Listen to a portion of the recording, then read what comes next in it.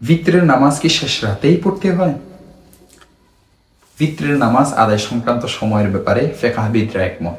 তাদের সবার বক্তব্য হলো ভিতরের নামাজ আদায়ের সময় শুরু হয় এশারের নামাজ আদায়ের পরপর, আর ওয়াক্ত শেষ হয় সুবে সাদেকের উদয়ের মাধ্যমে। অর্থাৎ ফজরের নামাজের ওয়াক্ত যখন শুরু হয় তখন ভিতরের ওয়াক্ত আর থাকে না।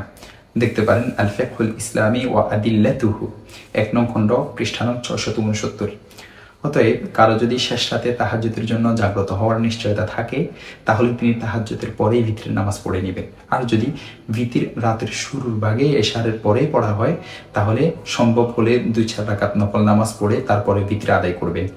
মাগরিবের মতো করে আগে কোনো নফল ছাড়া শুধু ৩ রাকাত ভিতির পড়া পছন্দনীয় নয়, অপছন্দনীয়। দেখতে পারেন মুস্তাদরাকে হাকিম ১ নং খণ্ড ৩০৪ নং পৃষ্ঠা হাদিস নং ১১৭৮, সুনানুল কুবরা লিল বাইহাকি ৩ নং খণ্ড ৩১ নং পৃষ্ঠা ও ৩২ নং পৃষ্ঠা, সহিহ বুখারী হাদিস নং ৯৯৭ ও ৯৯৯।